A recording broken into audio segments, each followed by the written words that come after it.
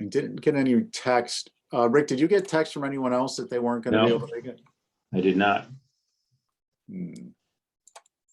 Let me just check my email real quick. I don't have my mobile with me at the moment, so. No, I got nothing from anyone.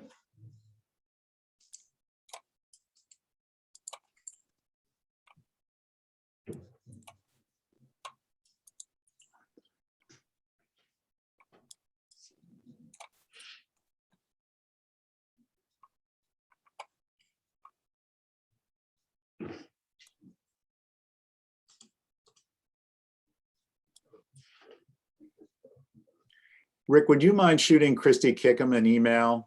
Sure. As I mentioned, I don't have my mobile with me, or I just shoot him a text. Oh, yeah. I don't have his, I wouldn't have his mobile.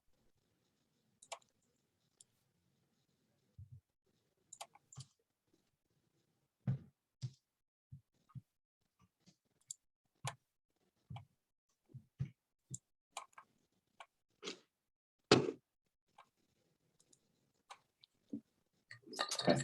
Sent that. I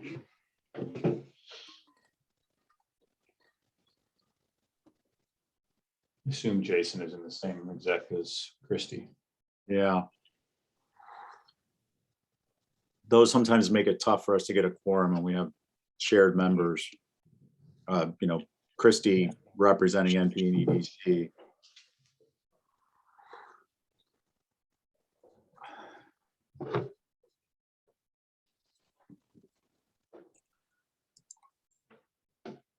What it is. Peter Kaiser just accepted the meeting invite, so he might be. Oh, here we go. Here we go. Excellent.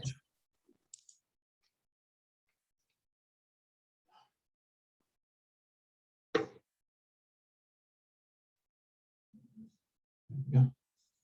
Peter, good morning.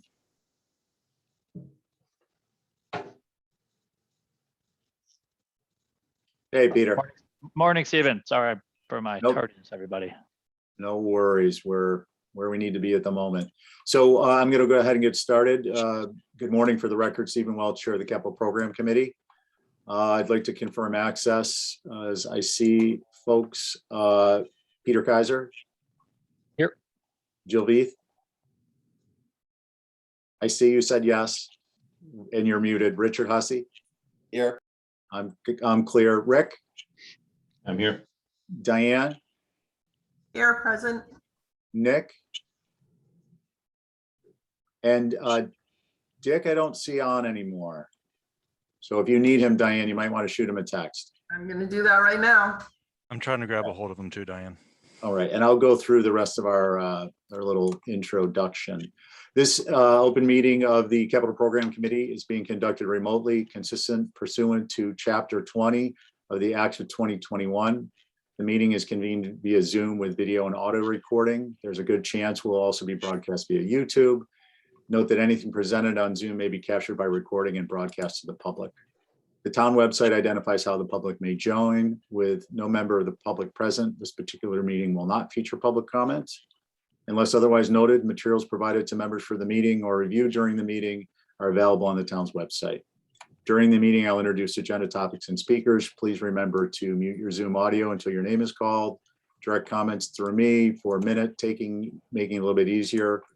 For Terry, avoiding crosstalk, and any votes will be conducted via roll call.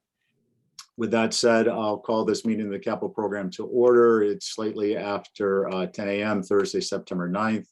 And could I please have a motion to approve the agenda? So moved. Oh, Richard? Aye. Beat by a hair, Jill. On your motion, Richard? Aye. Jill? Aye. Peter? Aye. And I'm an aye. Great. So we've covered the other items on the agenda up to potential approval of minutes. Rick, are we live with any of those, or we're good for now? There's nothing for us to approve right now. Okay. There's a couple in your inbox, I think, Stephen. I can re-forward them to get them to the top. Okay. And any that I've received can be added to the next agenda. Okay, great. Thank you. We are going to go now to a revisit of the FY23 capital request for the school, which is specifically the campus-wide improvement plan. Then we'll pick up our island home and then the water companies. With that, Diane, I'll give you the floor. Sure, thank you. Dick lost internet. He's trying to reconnect, but I know, Nick. I am going to go forward with this. I can't share my screen, but I know that you all got the little Well- PowerPoint that we sent. So I'll go through this slide by slide, if that's okay. If Yeah, you all let's have hold up that. one sec, Diane. Sorry to interrupt. Thank you, Oh, Rick. sure. Oh, perfect. Oh, there it was. What do you, Stephen, what would you like to, do you want to see the PowerPoint from SMRT, or would you like to see the CRF first? I think if Diane's going to lead with the PowerPoint, why don't we do that? And then we'll look at the CRF. Great. Thank you. Okay, so I guess the reason we're back here, and we wanted to obviously keep you up to date, is we opened the bids for tennis only. And even though our bids, when we had baseball and then tennis as alternate one, the alternate one was tennis. The alternate one was tennis. When it was an alternate, one of the bids was 1.2, which we knew we could do. 5 weeks later, we opened the bids for just tennis because that's how we put it back out to bid. The changes we made where we included school housing for the contractor while the project was going on, and the low bid was almost 1.7. So we don't have that funding. So we had to roll that into the larger project as well. So the dollars increased because of these bids. And I know that you all realize that bids are crazy right now. There's Dick. So Dick, I'm just starting off. I was just explaining tennis bids and why we're back. Yeah. So I don't Before know. you go further, just for a moment, Rick Sears, would you mind going down to slide 6? I think there's some dollar numbers there for us. Okay, thank you. Diane, please continue. Sorry for the interruption. I'm gonna let Dick take it from here. He's back on. Yeah. So thank And you. again, what we are doing, Steve, we have, and committee members, we've updated the numbers because essentially our efforts to bid the Bacchus baseball and tennis have just proven unsuccessful due to a combination of lack of bidders and honestly very uncompetitive bids, if that's a word. So what the committee is proposing now is the Campus Master Plan Committee is to package the Bacchus improvements, the natural grass baseball field and the tennis courts with the other designed improvements. So this amends the total project cost up to $17.5 million from where we previously with your committee were projecting a 15.8 number. We have, since we have not spent any money on Bacchus yet, there is about approximately 1.1 in account right now. So the revised request to Capital Planning Committee is for an amount of $16,400,000, and that would include all of the previously designed improvements behind the high school and the Bacchus Lane improvements. I just quickly want to stress we have not changed anything from a design perspective. This is really more just funding and packaging and trying to take advantage of the feedback we got from some contractors that the Bacchus work was just too small. We'd be much more effectively and efficiently bid if we bundled the entire scope of work together.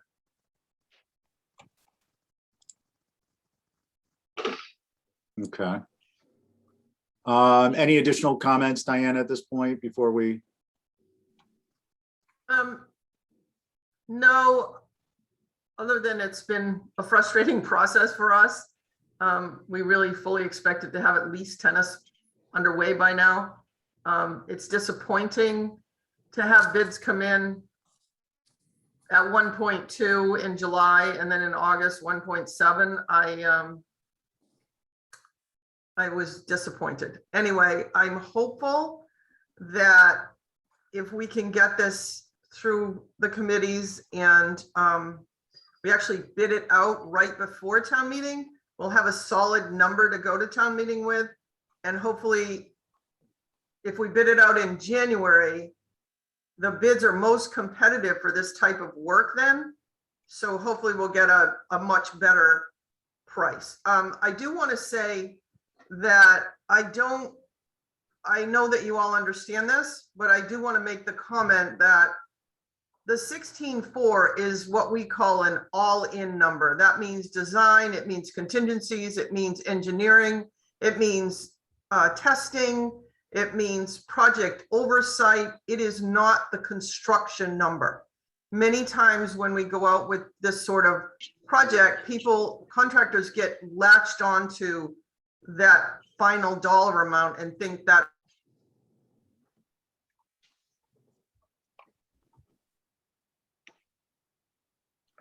Diane, I think we lost you, or I'm off the loop here. No, Steve, I think, yeah, she I froze. can't with hear me. her. I think her point was the 16.4 number, or the 16.4 request, which is embedded in the overall $17.5 million number, is a total project cost number, all in with all the other soft costs that are associated with the project. Okay. And then I think the comment with respect to contractors latching on, I mean, to the extent, obviously, this is all public information. I think a big fat footnote is important to clarify if you guys want to add that at some point or in future discussions. Totally. Who knows who's, I kind of highly doubt with the construction environment that people are sitting around, but the document I'm sure is available as a public document if someone word searches on the site, on the town site. So if someone's trying to do their due diligence, it might point them in the right direction in advance, but up to you guys. Good point. Thank you. Sure, Dick. So thoughts or comments from the membership at this point? Jill? I am wondering, I know you're talking about doing this as just one big number and one big plan, and I understand that and appreciate that, but do you have a alternative plan for more bite-sized pieces? So yes, you've got one, it looks like you need another, 1.9 for the baseball field. So in all, it looks like you need like 3.1 to do those two things, which sounds like they go together, that you have to do them together. Is there kind of a plan for that, maybe as a backup plan to do more bite-sized? I think, Jill, we went out for baseball and tennis. I can't hear you, Diane. I don't know why. Can you What's all going hear her? on? Sorry. I can hear. Dick, if you can step in for the moment. sure, Jill, I think, I think as we structure the bid that will go out in late December or January, I think we certainly can and likely will look at potentially embedding some alternate components in there. But I think what we're trying to do is package the entire project so we gain some efficiencies in terms of the mobilization and some of those sorts of general condition costs that a construction contractor will have.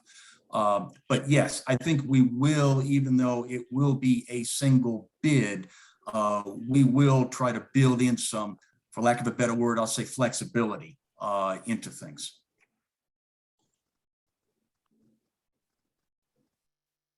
Just seems like with everything that's happening, I mean, every year it's going to cost more and more. I understand that, but at this point anyway.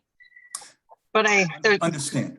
Yeah, and yeah, excuse me, that's why, Jill, you know, the Nobodere Field House is like a good example, right? We approved 700,000 a long time ago.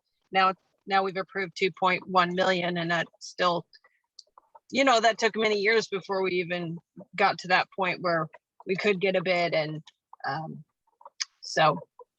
yeah, But it, you know, it was taken favorably. So no, understand. I think, Jill, to your point, pricing doesn't seem to be going down as time moves on. So we're anxious to bid this work. I think the reason we're back to your committee with an amended number is we kind of tried to do that with baseball and tennis, is break it apart. And some of the feedback, again, number one, we had very limited numbers of bidders, and some of the feedback was the size of the job of the bids and the scope of the work was disproportionate to the actual work was disproportionate to the general conditions and mobilization costs. So we tried to break it apart, and it seems to be working against us. So that's why we're now looking at more of a all-in complete sort of project scope. But again, we will build in some flexibility to have that when we review bids. Okay, I appreciate that. I'm just wondering because, tennis is such a specific, there are very few people that can build post-tension tennis courts. So I'm just curious about that. Is that's the same contractor as the baseball field and the track and all the same people? No, when we bid originally, when we bid baseball and tennis together, the tennis contractor was pretty much going to be a subcontractor to a general site work contractor. This last bid, what we tried to do is exactly, I think, where you're leaning towards. We packaged the scope of the work to be just the tennis courts, hoping that the post-tension concrete contractors would essentially assume the role of GC, because the only scope of work was building 5 tennis courts. Right. That I won't say backfired, it wasn't successful for us. These post-tension concrete contractors really, again, to come out to the island to build 5 courts, they just, we didn't get competitive bids. So this is where we're now looking to go back, but go with the entire project to try to capture the efficiency. I think the other point to make is, historically, these sorts of projects are generally the most competitively bid when they are bid in December, January, and early February. These general contractors are essentially lining up or organizing their workload for the following spring, summer, and fall. So we're trying, as we package everything in a single lump sum bid, we're also trying to very deliberately schedule that bid during the most optimum bidding climate. So a question about process, because I don't know the process. When you say that they can subcontract out somebody to build a field or tennis court or whatever, does that mean that subcontractor still has to be Massachusetts state approved with all the regulations that you have? Yes. Yeah. To a certain degree, I think there is a threshold amount, but yes, generally all these contractors are all registered, mass certified. Certainly the general contractor is, and more often than not, all the subcontractors are as well. Yeah, I was just thinking for that, it seems like if it's just that, maybe it's, I don't know. It's hard to believe there isn't some kind of way around that. Is that company that's bidding, the companies that are bidding, they're not companies that already service tennis courts on island? I'm kind of more worried about maintenance of a court like that, so. Yeah, we didn't get into the 2 bids that we did receive on this last bid were essentially from general contractors. We were hoping that the tennis court contractors would, since the scope was only tennis courts, would bid the work as a general contractor. They did not. I'm not sure exactly who these 2 general contractors were planning on using for the actual tennis court construction. But again, I do think the design of these courts as a post-tension court system with an acrylic color coating on top of the concrete is pretty much as maintenance friendly a court construction as we can get.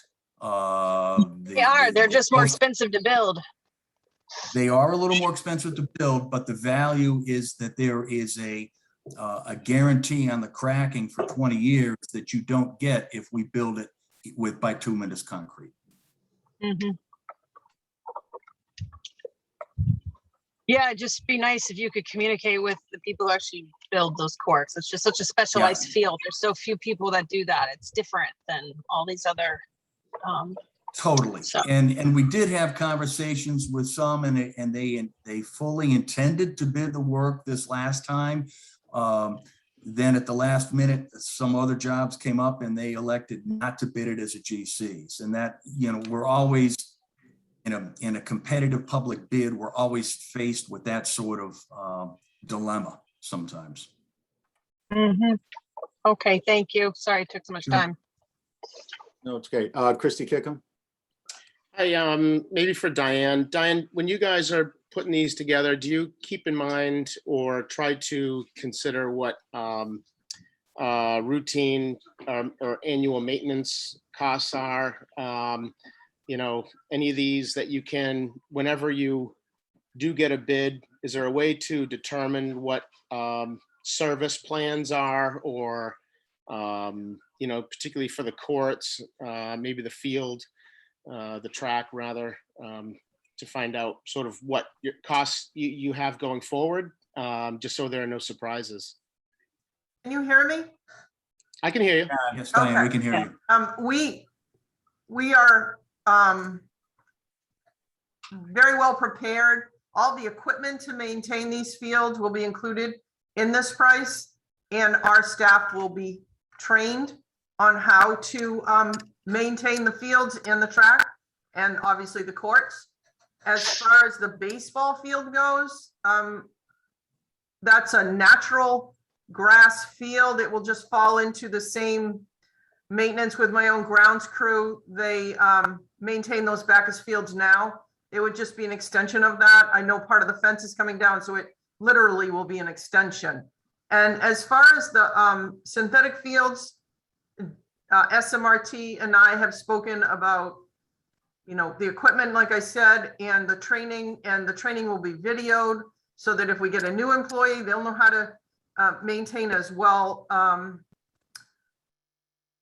Yeah, I think we're very well prepared for that, Christy. There aren't any extra costs. There's actually less costs, because when I look at how much I spend on sod every year to redo the football field, how much we spend on fertilizer and other chemicals to maintain those natural grass fields, that is all going to go away. Really, the maintenance is, I guess, I don't know, I'm sure this isn't the proper word, Dick, but combing the fields and refilling the infill at periods of time throughout the life of the fields. Did I miss anything, Dick? I don't think that I did. No, I think you hit it all. I think, Christy, the point is synthetic turf fields are not no maintenance. They are comparatively much lower maintenance than natural grass fields. And the school, public school system is fully prepared to properly maintain these fields. Very good. I just was, I just want to make sure there was no surprises once you went through with one of these and then we're hit with some significant upkeep costs, but it sounds like you've got it sorted out. Thank you. Sure. Thank you, Christy. Okay. Any other questions or comments at this time? Okay, well, I mean, clearly the costs are astronomical, but they're a sign of the time. It's not anything in particular. We've, experiencing them due to our isolation. And I think the procurement laws don't necessarily though they're designed to be helpful, aren't necessarily helpful with some of these types of projects. But with that being said, I'd like to thank you all for the additional information. I think we're all clear on what's involved. in terms of the general scope and the broad scope and the specific areas and the related costs. So we'll have the information we need in reviewing and making our determinations. So again, thanks for that. And we're going to move on to, I do not see our Island Home. So he should be, Chris should join any minute. I asked him 10:30. I think Mark Willett is on, so we can proceed to the water instead. Thank Do you. water. Thanks, Diane. Thanks, Dick. Thank you, Steve. Appreciate it. And feel free, reach out if you have any other questions as you discuss things. Okay. Thanks again. Thank you. And yeah, why don't we just hop on with Mark? He's here and we'll go through their projects. And if you wouldn't mind, Rick, pulling up the overview spreadsheet Sure. for the group. It looks to me like Mark is having a little trouble connecting to the audio. While he looks like he's in the room. Mark, you can't hear us, can you?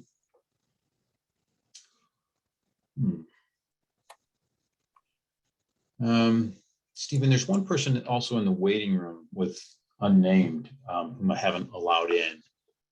Is it possible to chat to them to see who they are? I tried and they did not respond, so I can admit them.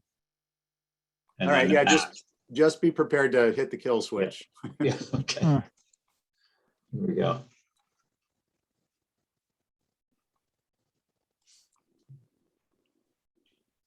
Sorry, whoever's just been admitted into the meeting from a telephone number 228-0022, could you just tell us who you are? Yes, it's Mark over at Wannacomet. Oh, Mark. Sorry. I can Okay. see you on the Hey, screen. Mark. I don't have audio through my computer. Okay. When I got a new computer like right before COVID, brand new, and it doesn't have a camera or speakers. Like I can see you guys on camera on my screen, but I have to call in for audio. All right, so we'll pull up the water main replacement and the water main extension at the Delta and Obadier, and then go from there with you, Mark. So I'm Stephen. There you go. All right, so Mark, you have the floor. Right. So our plans for this fall were our retained earnings to do Washington Street with no borrowing. That project is kind of, that might get bumped. That was all tied in with the DPW redoing Francis Street intersection right there, Francis and Union at the beach, smoothing out that curve, and we were going to work with them at the same time and do that work. I don't know where that project stands. DPW was doing the design. That's kind of been put on holding pattern right now. Hopefully that happens this winter.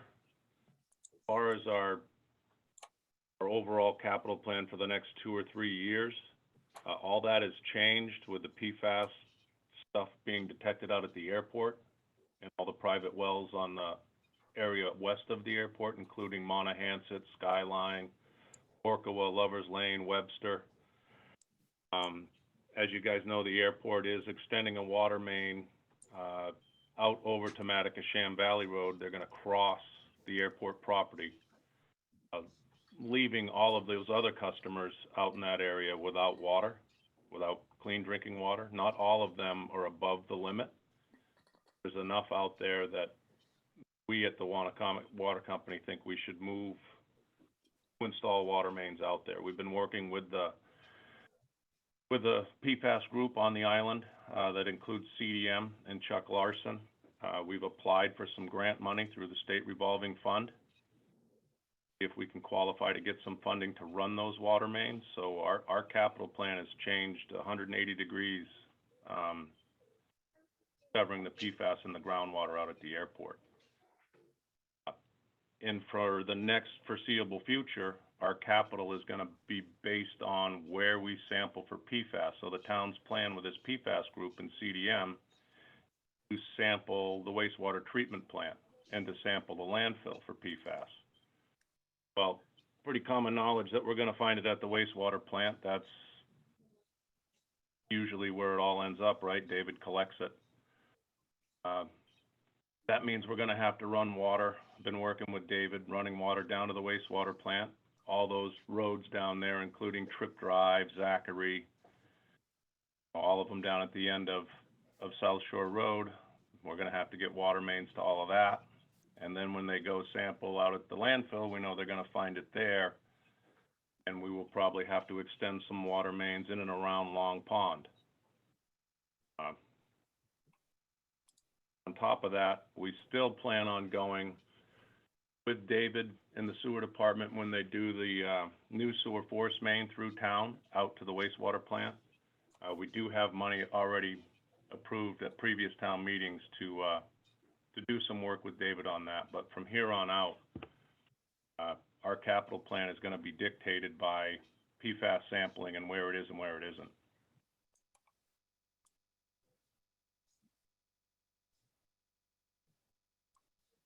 Okay. Questions for Mark at this time on the general topics?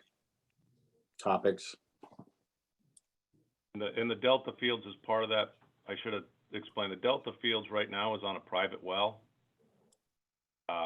Out in kind of a hot zone. The airport's been detecting PFAS in and around Sun Island Road. So that Nobodier main extension is part of that west of the airport that's listed there. We'd want to get a water main and drinking water into the Nobodier farm fields. Have done. And into the Delta Fields is another important one. So that concession stand at the Little League fields was off a private well. We need to get a water main and water service out to that facility as well. Peter? Thanks, Stephen. Yeah, sorry, my internet's been a little shoddy today, but just so I understood that correct, Mark. So we're already showing positive, high enough level PFAS testing around the wastewater treatment plant and the landfill? They're gonna sample that. What's known is typically wastewater treatment plants show a lot of PFAS. Septic systems are everything we use in our house and in our life, from if you used any conditioner in the shower this morning, it had PFAS in it. That all goes down the drain, any cosmetics, toothpaste, dental floss, anything. David is a collector of PFAS. All wastewater plants are. Deer Island is having a big issue with it. They used to make fertilizers with their compost from the wastewater plant. They stopped doing that because the PFAS numbers were in the tens of thousands parts per trillion. So I assume we're going to find it at the wastewater plant. We know the sludge from the wastewater plant is brought to the landfill. The landfill has caught on fire multiple times and been put out with firefighting foam. Probably going to find it out at the landfill. So wherever we find it, we have to be ready to extend water main in those areas, just like the airport. Gotcha. And so the $2.45 million request, is that just a, in case of emergency that we find it at those places to have there, or is that for a specific? Yeah, gotcha. That's just an in case. If we don't find it in those areas, we can go back to our normal capital plan. Let's includes following David and wastewater and doing combined projects where needed. Include parts of Lily Street and Silver Street and the path he's going to follow with that new sewer force main. I switched the name to like Nobodier Ave, Nobodier Playing Fields, just because if that needs to happen and there's PFAS in those areas, we're going to have to go that way.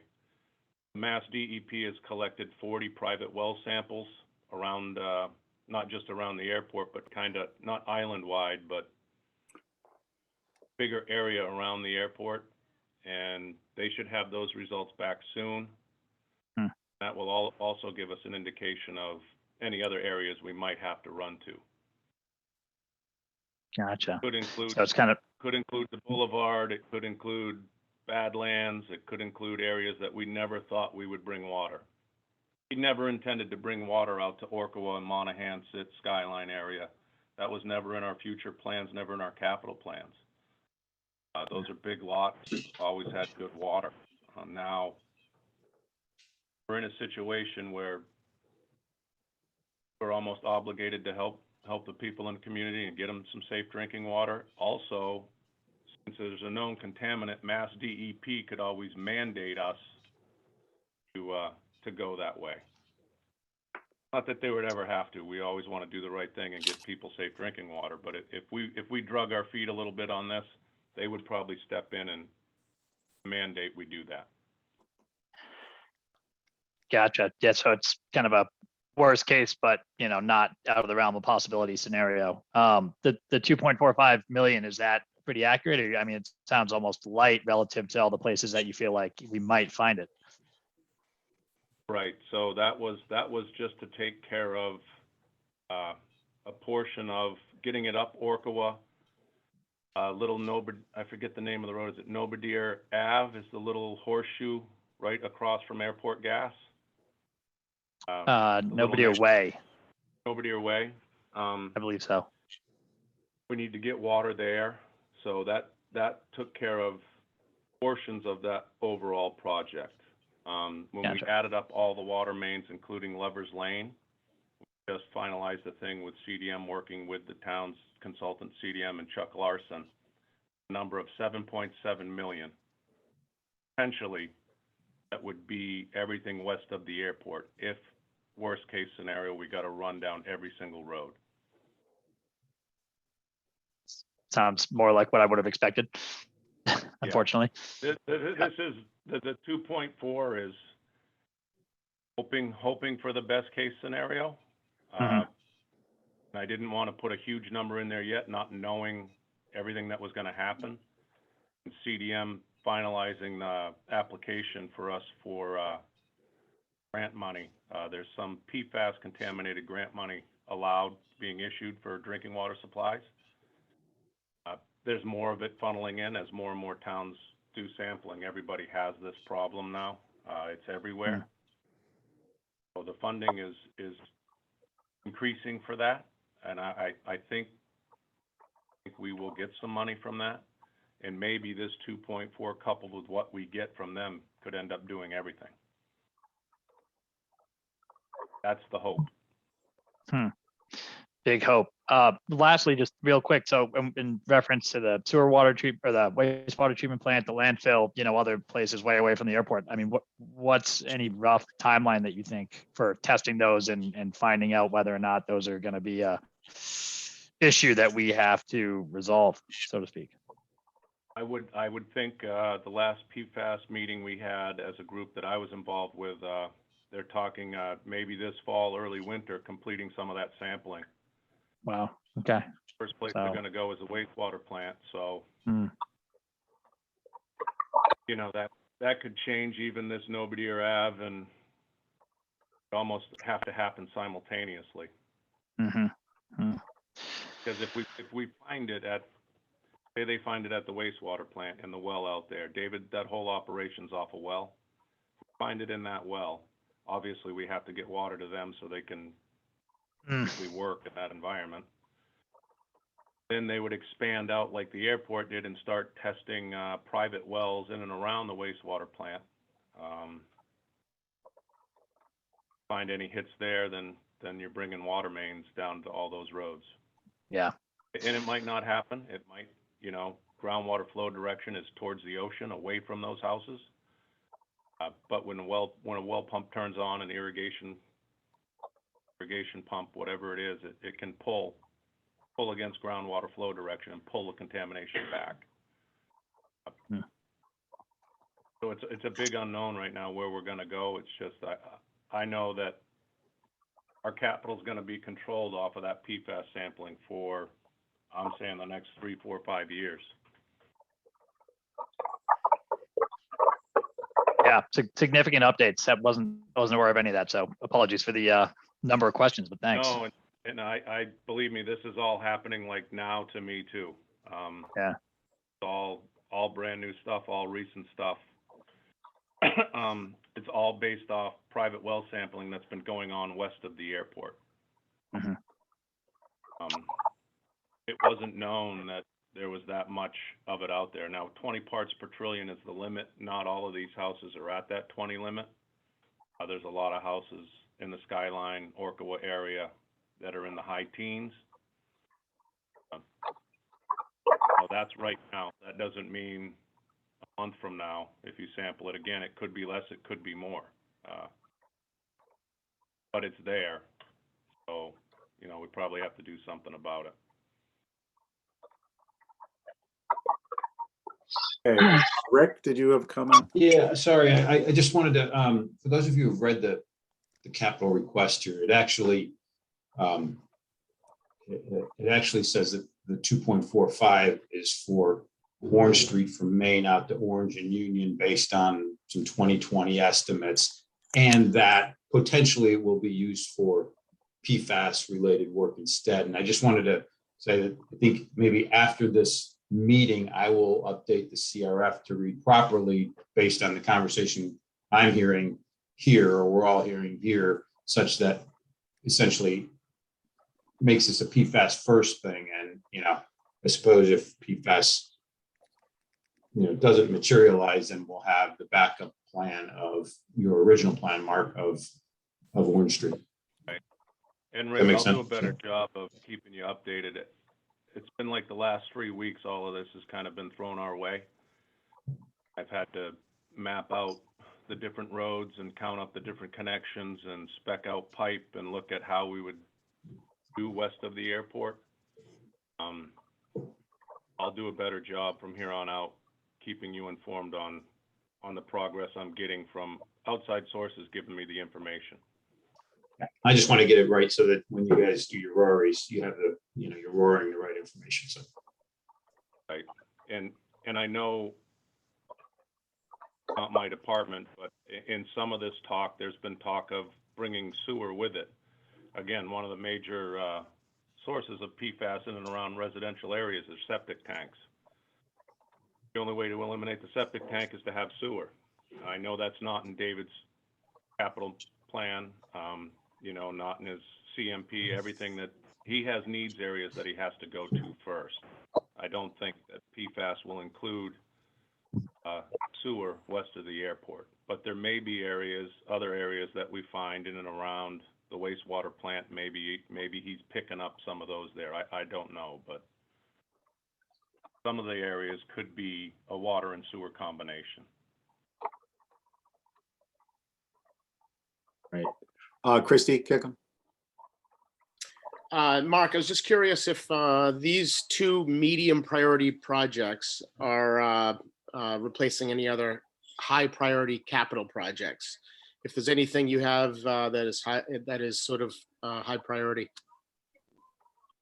No, everything for us, we've done pretty well over the last decade on main replacements. We're really getting close to the really bad stuff is gone now.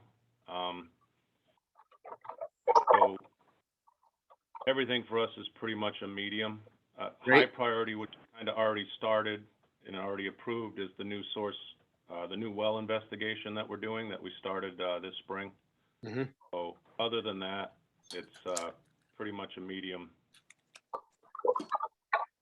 That's Everything great. doesn't have to happen now. It would be good if we could get to it, but Yeah. No, we're in a good enough situation where we don't have a lot of high priority needs right now. that's good. It seems like things are more proactive now than they might be reactionary. So that's great. Yeah, Thank you, Mark. and the PFAS thing just flipped us all upside down. You know, I was focused on the new well and focused on getting up Orange Street and some of the remaining water mains that need replacement. But this is definitely going to change our plans. Yeah. Fair enough. Thanks, Mark. Any other questions or comments? Okay, I got a couple. First, Rick, thank you. We're working like a well-oiled machine. You've presumed what my question or comment was going to be on the Rory, so thank you. Jill, why don't you go ahead and then I'll circle back. Did you have your hand up? Yeah, I just wanted to know, Mark, if you had a timeline for when you're gonna know, like, you're prioritizing the neighborhoods and what's included in each neighborhood. I mean, it sounds like Yeah, it's all so- spinning off of testing the wells. And for what it's worth, I live at the corner of Orco and Skyline, and I didn't test. I had 0 traceable PFAS in my water. Right. And there's a few down from you, further towards Had a the lot. cul-de-sac of Skyline that have tested above the limit. Yeah. So there's spots. I think if everything happens and the results based off DEP results when they come in, this could be something that happens fall 2022 maybe, a year from now. Okay. Get design, get it all up and designed, find out what we get from the state revolving fund if we get any grant money. So you're not doing Lover's Lane this year then? Even if it's gonna take me to get it for me and Rob to go out and survey it and then get our plans all drawn up. We do all of that in-house, and then to have engineers bid it for us and do all that. Even that is a 6 to 7 month process. That would put us a start time in the summer, and we really can't start in the summer. Right. So best case would probably be a year from now. Right. If it happens, a year from now to start going into those areas where you are, Orkawa, Monahanset, Mhm. Skyline, Webster, down Lovers But Lane. you also said Boulevard, Gladlands, South Shore Road. Is that what I heard? Not yet, but depending on how far the sampling goes, wherever people find this stuff, there could be a need to extend water. Right now, it's just stops at Lovers Lane, go down Lovers Lane to our pump station at the State Forest. Yeah. We're planning on Orkawa, Monahanset, Webster, and Skyline. Okay. All of Well, those I know all and then that's that- and then- changed just And then since Noverdeer in the Way. spring. Noverdeer Way. Yeah. Yeah. No, I know all that's changed since the spring. So thanks, Mark. You got a tough job. Appreciate it. Okay, thanks, Jill. So Mark, I got a few different questions, few different areas. One is DEP threshold. My understanding is that Massachusetts is a little more stringent than the regional and the federal. Is that still the case or no? Yes, it is. We are probably the most stringent in the country. So the way we do it is we count 6 of the PFAS chemicals. There are hundreds of them.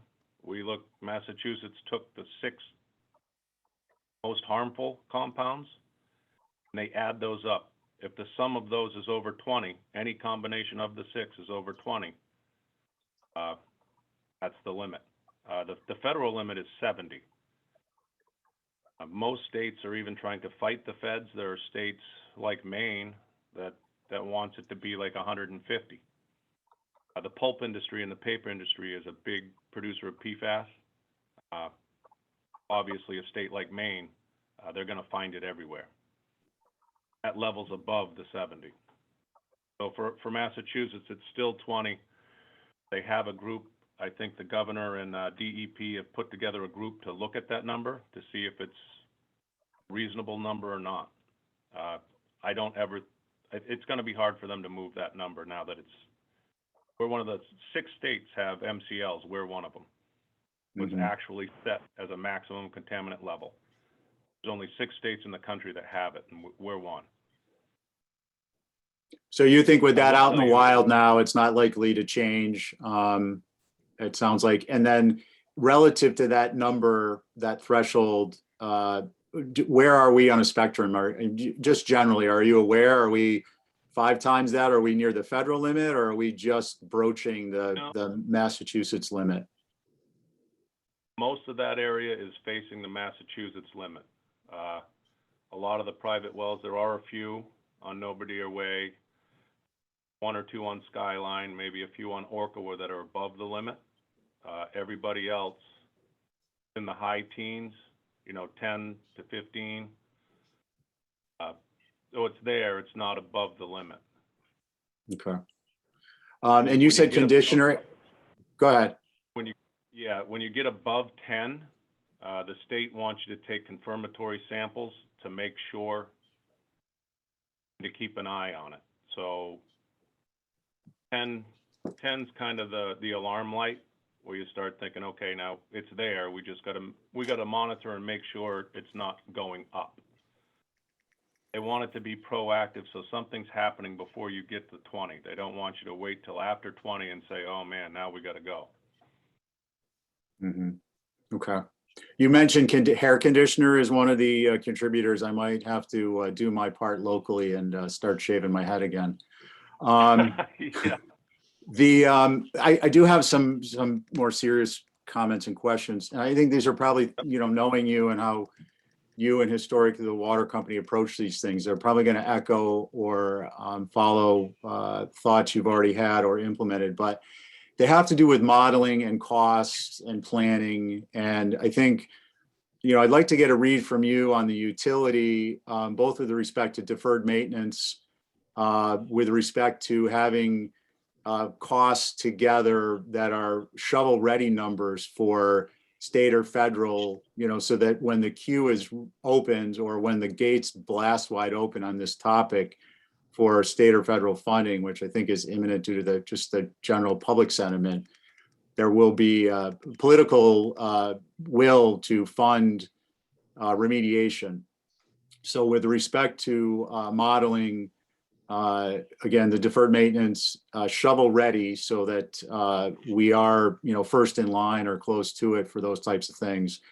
But also, well, let me get you to answer that question. When do you think, is it going to be, how far along in the process after testing would you begin to do modeling on what costs are? We've already started that.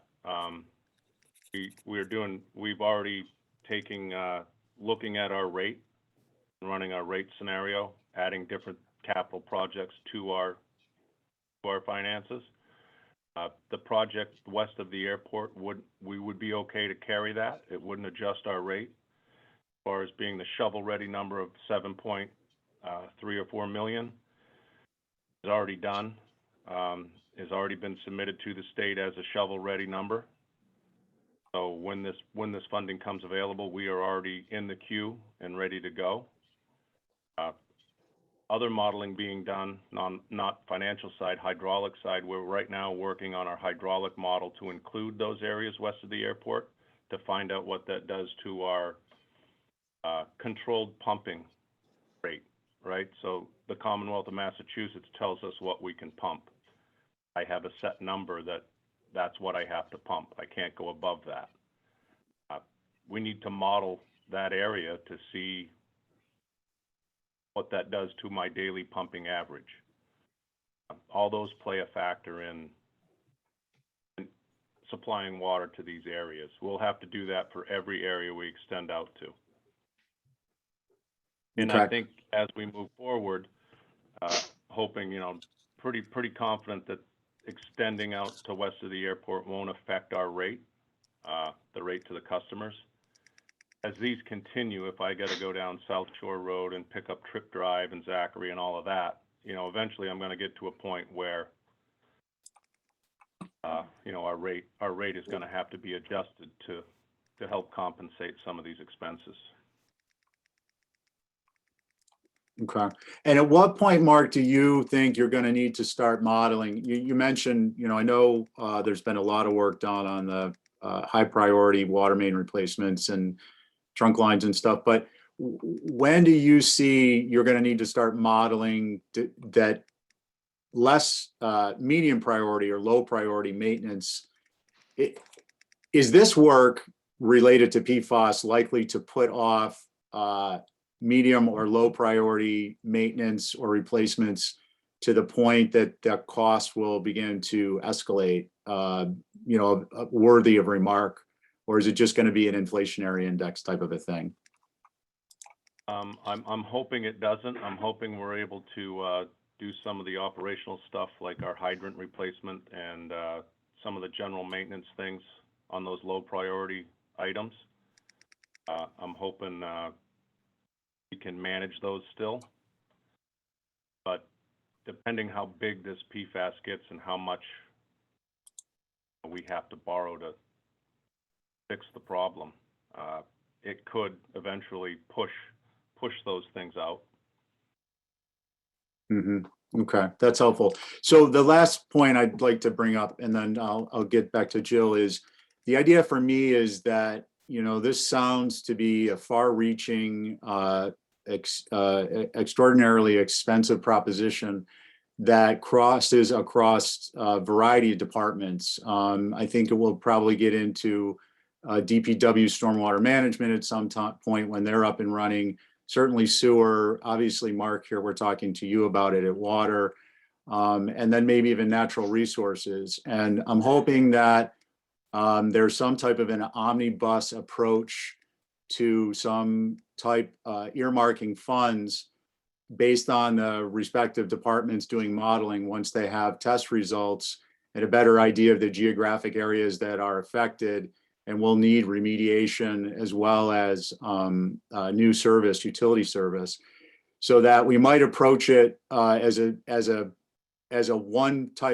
one general category of project administered within the different departments, and then kind of characterize it that way, but also have the modeling in place so that those numbers can quickly be put together. And I suggest this as something to be considered both by you, Mark, and Rick, when you speak to town manager. I'm sure this is stuff you guys are already discussing. I'm sorry I haven't had a chance to be in the loop on that. But it seems important to have the framework for that type of modeling and cost reporting in place so that numbers can be plugged in relatively quickly with respect to lineal feet and dollar costs. And not only will it be useful for our capital request process and annual town meeting, but I would think so with respect to potential litigation or ongoing litigation. And I say that all under the umbrella of capital program, where dollars and cents for these requests are, they're important, but they're also will be putting a tremendous amount of pressure on other needs and priorities. So those are just general comments on that. Thank you. And Jill? Just one more comment or question, Mark, if I recall correctly, when you bring water out to customers, they don't have to tie in. I know they do for sewer, but they don't for water. Is that still right? Correct. Thank you. They don't have to tie in if they don't want to. Yeah, thank you. Okay. Any other questions at this time? Okay. All right. Well, hey, look, Mark, we appreciate the time you're putting into this and the upkeep of the system, obviously. It would be nice when you get a chance to breathe to kind of document some of the out year medium priority, lower priority type requests that might be coming in. But I understand that in and of itself, you have other priorities at the time, and we understand that. Rick, do we have RLN home? Oh, I see Chris is here. All right, so we're going to queue Chris up for RLN home requests for FY23 and out years. Hello, how are you, gentlemen? Hey, Chris, welcome to the Capital Program. Appreciate it. Well, obviously the big one that y'all can see, the 70 million, that is the 6.5 million for year 23 is for design and OPM for the new facility. And then the 70 million for year 24 is to actually start building the facility. The only other items for the current facility that we have on there is 145. The generator itself has been at the end of its life for a while now. It's original to the building. And we do keep yearly having to do different repairs to it. So what we would like to do is with this new generator, we'd like to get a new generator and build a larger shed around it for protecting, with the caveat that it is a generator that we can then bring to the new facility. So instead of buying a new generator now and then buying another new generator when we build the new building, we will be able to take this generator from the older facility and put it in place on the new facility.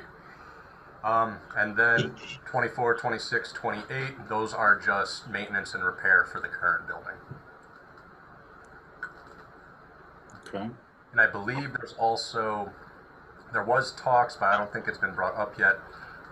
One of the vans is getting toward the end of its useful life, but I think that's something we can probably address next year. Okay. Richard? Just need clarification on the $5 million that are authorized for annual augmentation, I guess, to our island home budget. None of that can be used for capital expenses, just for operating expenses. Is that correct? I'm not sure. I'm not familiar with the override personally. If someone could assist me with that. Richard, that is correct. So that's the override is for the operating budget, not for capital. Could you guys excuse me 1 second? I actually have the hospital calling me real quick. I apologize. Just 1 second. Sorry. So in the meantime, in the capital request, I've attached the select board presentation on our island home facility, which goes through some of the thought process and some of the timelines in the past. Probably, if you haven't had a chance to look at it, a good one to get a sense. And I will say, well, Chris is off the $70 million per the town manager is. It's a bit of a guess at this point in time. So it's obviously dependent on how big they choose to make the facility as well in terms of square footage. The current plan, I think, is nearly 1.5 to 2 times the size of the current island home. Rick, is there something that defines the operating expense versus, like, I mean, to me, a generator should be an operating expense, or the wiring of the generator should be, like, that's how I would think, but. Capital is defined as in excess of $50,000. That's so. Okay. So $70,000 generator would definitely be capital with it, and with a lifetime span of more than 5 years. That's the 2 thresholds we use here in Nantucket. And that includes the labor of installing and maintaining? Well, maintaining not so much now. That would be in the operating budget. Because like the labor on installing a generator like that, it's probably 2 or 3 weeks of 2 guys doing labor, I would think. On the installation, you're on the installation Yeah. covered in the capital request and considered capital. But Okay. if in 6 years' time we need somebody to come service it, that's not capital. And we do have to. We do have the generators yearly inspected and the preventative maintenance service, and that's already in the operating budget. Yeah, but aren't they checked weekly? I mean, we check the levels and stuff, but if something breaks, it's usually past our abilities to do in-house. Christie? Okay. Hey, Chris. Chris, question is to the generator. How are you sizing the proper generator with a building you don't have yet? Because this one should be, the one we're looking at is considerably over what we need for the current facility, and it should be more than enough to power a building the size of what we're thinking. Okay. And obviously we would make sure all those requirements were in place prior to purchasing anything, and that, the vendors would also know that the plan is eventually to move this to a second location with X amount of square feet that we would have to cover. And Steve, if I may, what is the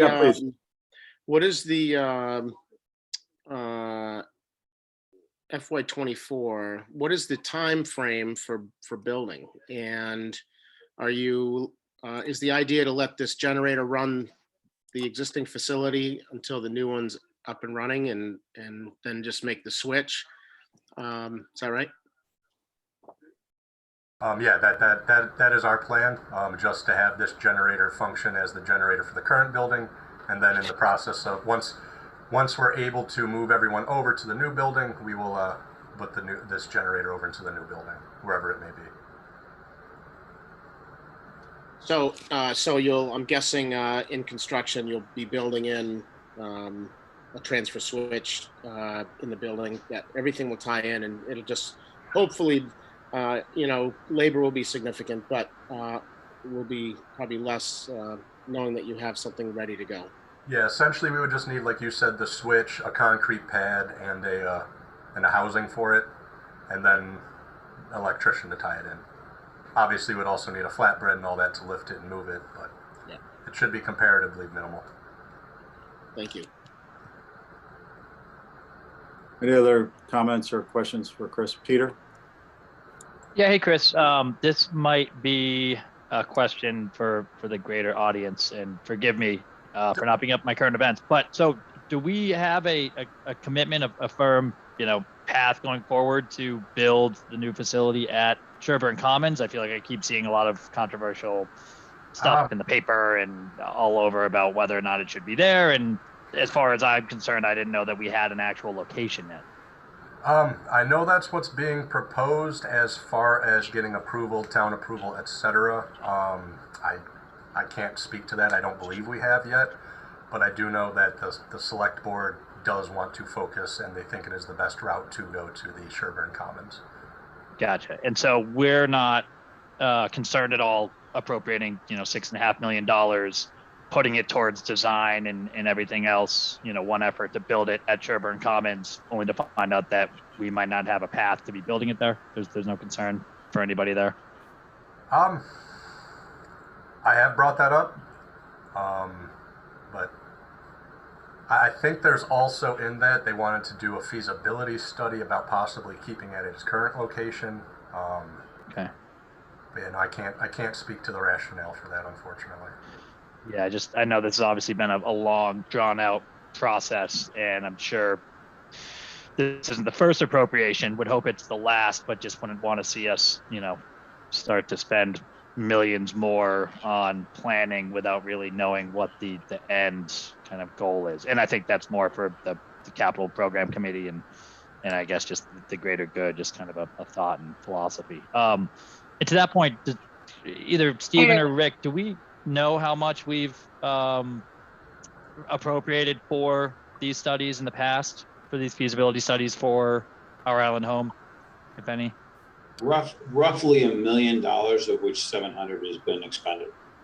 Okay, so nothing too major. Okay, I thought it was more. Well, Okay. Peter, we did there. Fingers Sorry, crossed. Peter. They did have. Oh, There is a design for it to be reimagined where it is.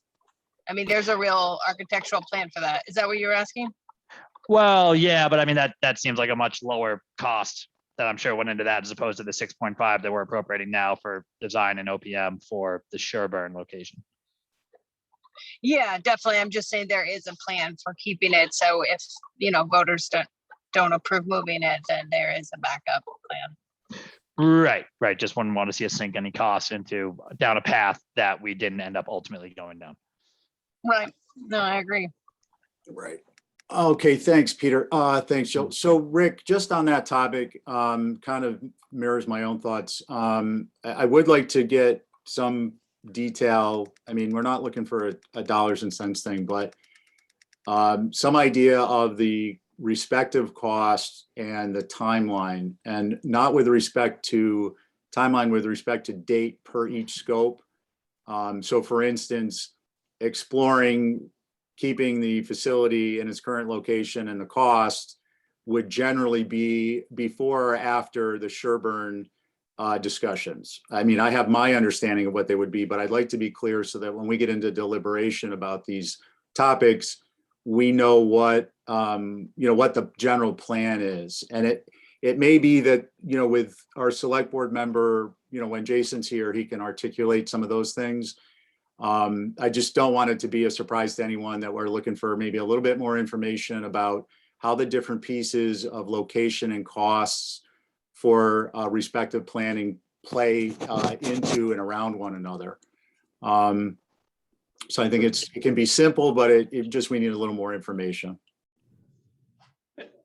If I may, and I think that the other piece to this is, as the select board has been contemplating Sherburne Commons, is also, and you'll see that when Libby comes within the town admin requests, is that this is paired with the relocation of the senior center out to the existing Our Island Home location. So I think they're thinking about it quite holistically, and so it is worthwhile, to your point, to get a much better picture. Okay, thank you. Appreciate that. Christy? This I don't know, his question or comment is more towards Rick. Rick, I'm thinking back years, so sorry if I preceded the time you were here, but our Allen home, if I remember, used to be in a deficit of about 3 million each year. I don't know if you've looked back and have any history on that, but I was just curious if that is still the case these days. It is. That's what the operating override that was passed at the town meeting for $5 million is intended to cover. Yeah. Okay. Is that?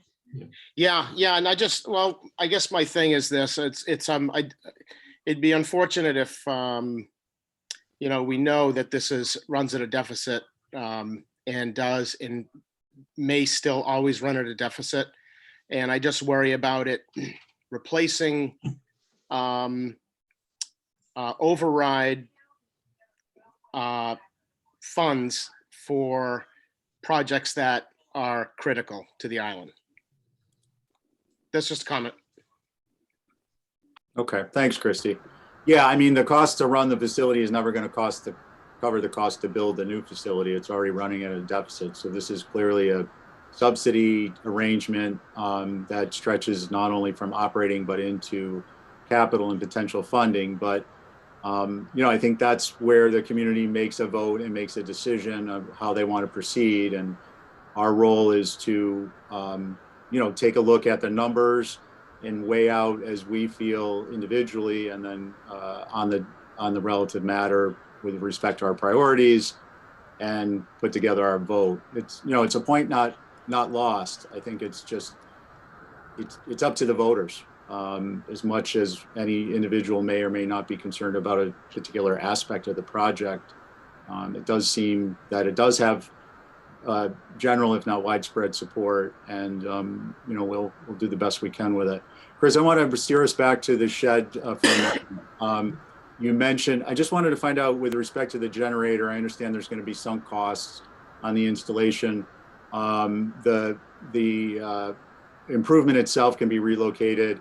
Is it possible? I just want to get an idea of the shed you're talking about. Is it a relatively small? I don't have access to the supplemental background and the detail information through the software, unfortunately, but I'll get it.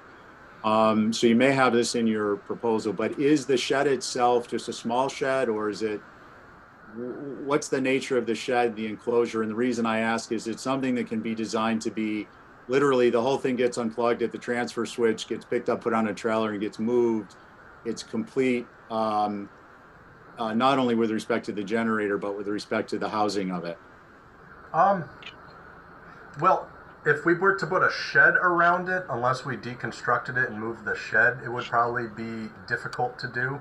What we were proposing and what we were hoping for would be to get a shed that was a little more expanded than the one we have now, just to have a little extra storage space, because there's next to none at the facility currently.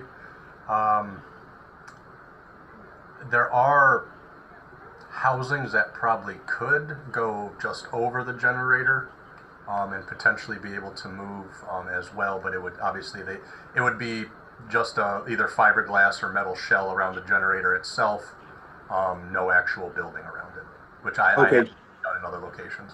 All right, so I may have misinterpreted just from the spreadsheet. And again, I don't have the backup, so apologies, I haven't had a chance to review it, or the question would have been answered. I interpreted it as this was being housed in a shed, but it sounds like this is an accessory use shed and you're looking for some additional space. Correct. Because right now the current generator is housed in like a traditional style shed that has about a 8-foot by 6-foot storage area we can use. So we'd like to kind of use that same footprint at the same the same spot it's in now, and just give a little extra room for storage if possible. Gotcha. Thank you, Jill. You don't have to enclose this generator, though, I don't think, do you? I mean, you need a slab to put it on, so I understand those costs, but and so you'd have to, I don't know if do you need a new slab? Is this a bigger generator, which you said it was? Yes, I would assume we would probably need a new slab, but I don't know for sure, because I don't know You how. you might have one big enough now. I don't know. Correct, yes, I don't know. There's a chance that the one. Sorry, I'm not looking at the details. Yeah, no worries. But yeah, the one that it's sitting out might potentially be big enough, the slab itself, to put the generator on. But that's something that when we get approval to start talking with a generator company, we can definitely answer.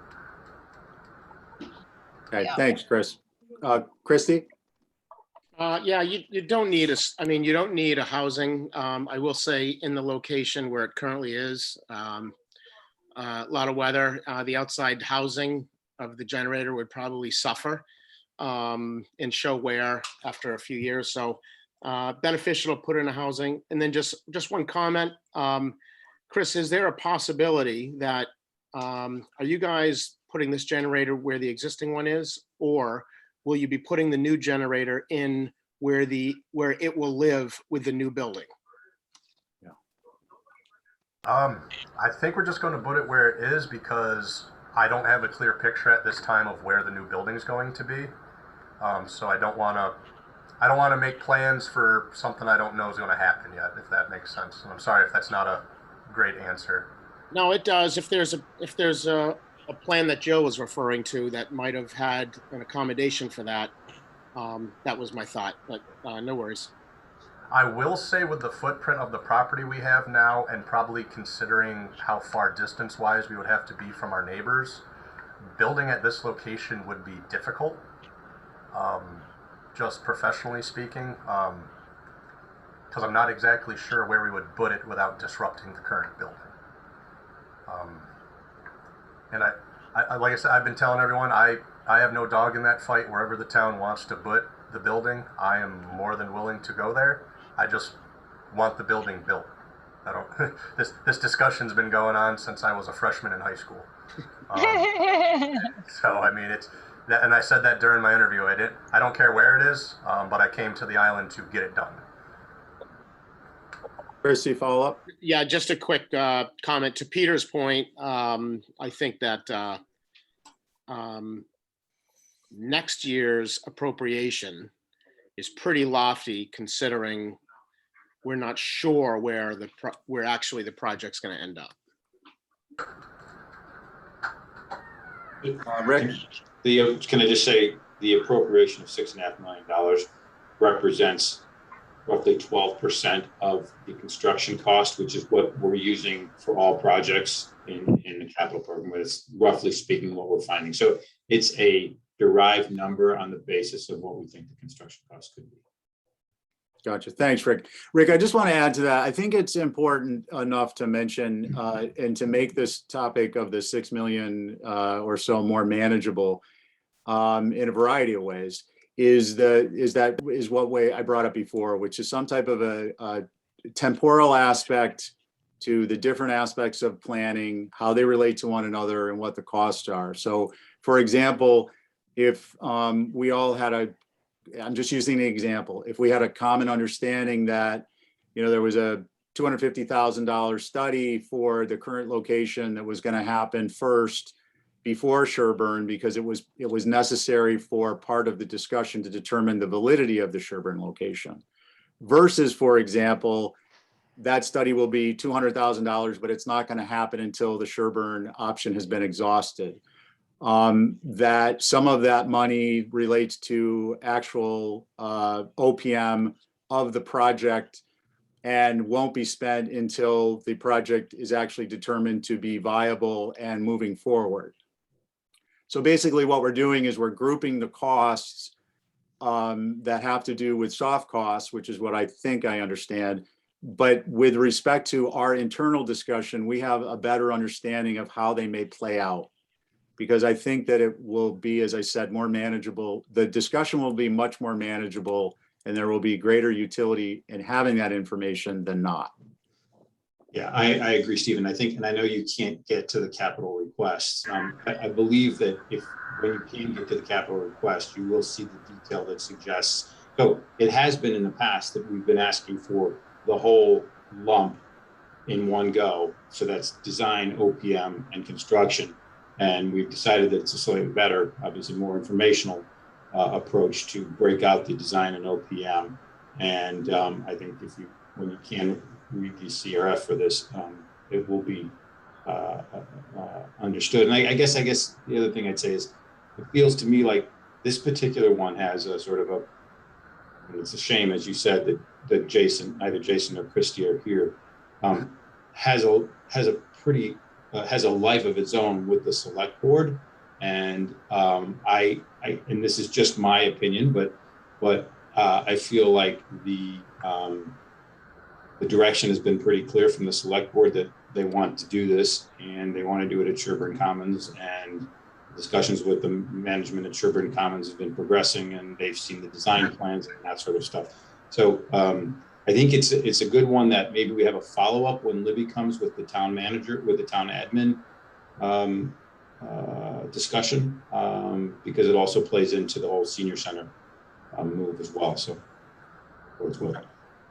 Thanks, Rick. I appreciate that. And I don't want to put too fine a point on it. Kind of a different area, but just to clarify, for me, one of the considerations is not, the fact of the matter is this has to go to the ballot.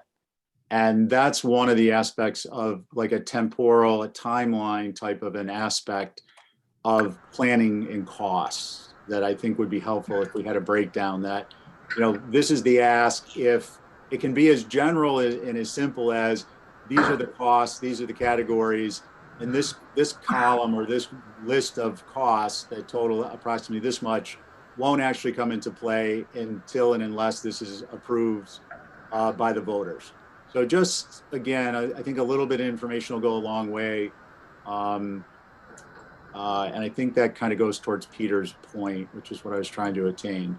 Okay, well, I think we've got quite a bit of ground covered on that one. Any other comments or concerns at this time on the Island Home stuff? Requests? Okay, great. Well, Chris, nice to meet you. Thanks for coming to Capital Program. We appreciate it. Thanks, Chris. No problem. Thank you all. Appreciate it. We're seeing more of you. Appreciate it. Thanks, Chris. Yep. Okay, take care. Bye. All right, we're gonna move on now to Rory discussion. And Rick, is it possible for you to pull up, I don't know, just maybe start to pull up the plum, and I'll try and give this some guardrails. Is there any, how would you all like to do this? Is kind of go through the individual requests and see if anyone has comments or concerns, or just simply pull up requests if anyone has comments and concerns? So one is we're going to do them one by one, and the other is we're going to do them only if someone wants to have additional discussion or they want to share information they have. Is there a preference? No? Okay. So then with no preference, what I'd ask is, are there any questions anyone has, noting Jill and I still need to get together to kind of go through the Rory process, all things Rory. Are there any questions anyone has on a particular request that they'd like to kind of review? Okay, well, that keeps this segment of our meeting very short. Real Peter? quick. Yeah. This is just for requests that we've reviewed with department heads to date, obviously. Yeah. Well, I was hoping to start with what was in front of us today, and then Right. If there were other, before they get too far distant in our minds, the other requests that had come in to date. Yeah. If we're going in and doing them, is there any way to sort them by chance to know which ones we've actually reviewed to date, or should we just be going back by department? I guess is probably the easiest.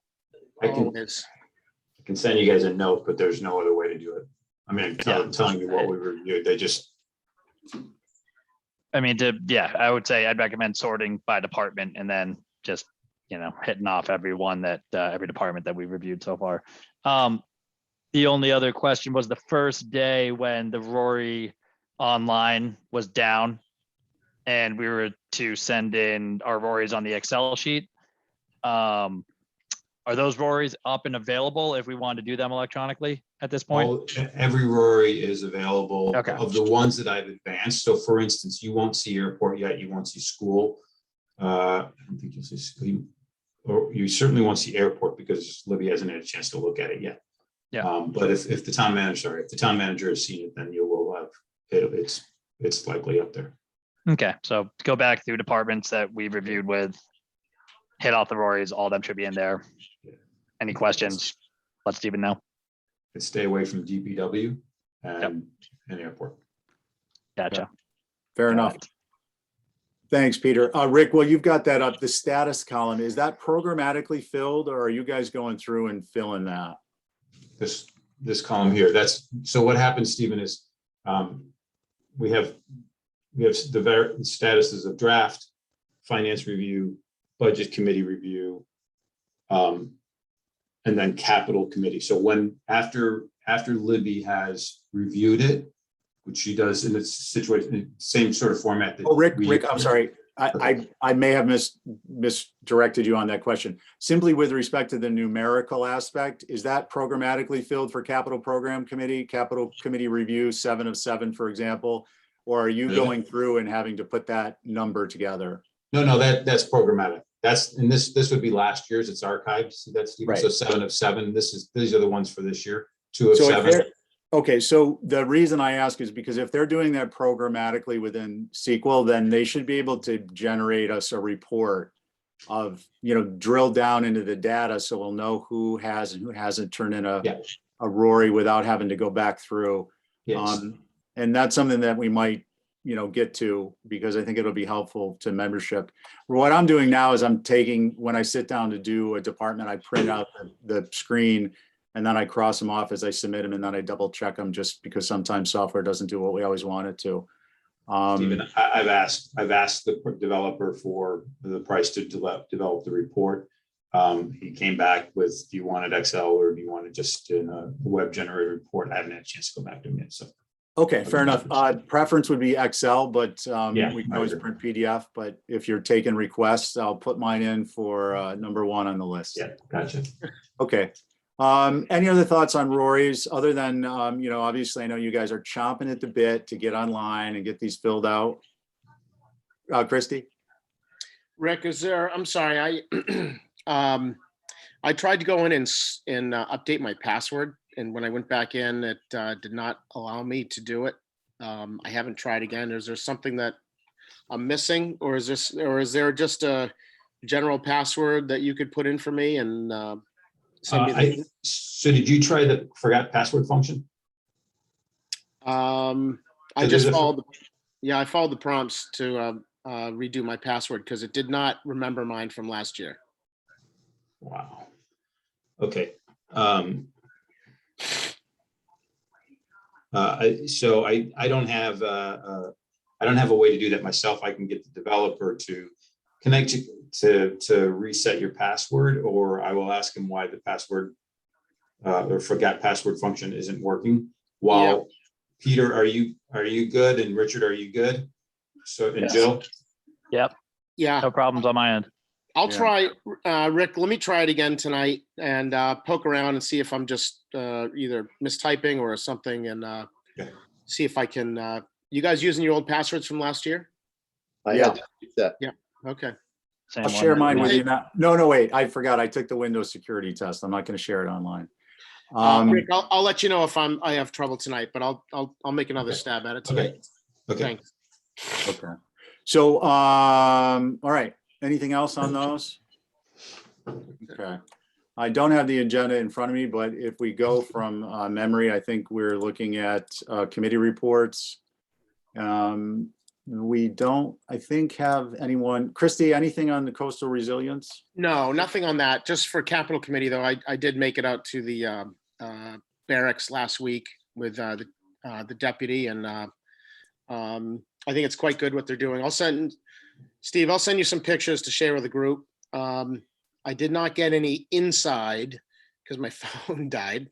Oh. But I do have some really good contrast pictures before and after, or rather the building they did and the building they have not done yet. And it's quite a difference. But I think they're on a good track. Okay, fair enough. I appreciate that. Richard, I'll get you in 1 second. Not to give Rick more work, but what I'd ask is if you could send those through Rick and then he can send it out to the distribution list. Sure. Rick, okay? Sure. Of course. Thank you. Yes. Richard? My question, Christie, is at one time we were looking at a faux roof over those buildings. Did they decide not to do it? No, no faux roof. I know what you're talking about. They have not done that, whether it's in a different phase. But I think the updating to the outside, where it was cinder block, to where they have put insulation and then shingled it, looks really good. They've repaired the walkways going to each door, so they're nice and clean. But I believe they still have the, and I don't recall if it's a new rubber flat roof, with drainage, but I really don't recall if they abandoned that sort of grand plan for a faux roof. But you'll see the pictures. It looks really nice, though. Thanks, Christy. Yeah. Okay. So I'm going to take it, since no one is falling over to tell us we need to do something differently, that the good of the order is intact. Date of next meeting is the 16th at 10 a.m. And Jill, if we can maybe connect up right after the meeting and kind of talk about scheduling a Rory date, that'd be awesome. And Yep. With that said, I take a motion to adjourn. So moved. So moved. Moved. Yeah. Great. Okay, we've got three, but Peter, you were first on your motion. I Richard, Aye. Jill, Aye. Christy, did you have a comment? No. Aye. Okay. Just because there was a motion on the floor, I wanted to get the vote. Yeah. Okay, fair enough. Thank you. Thanks, everyone. See you guys. Thanks, guys. Bye. Jill, I'll give you a quick call. Yeah, sure, that's fine. Okay, thanks.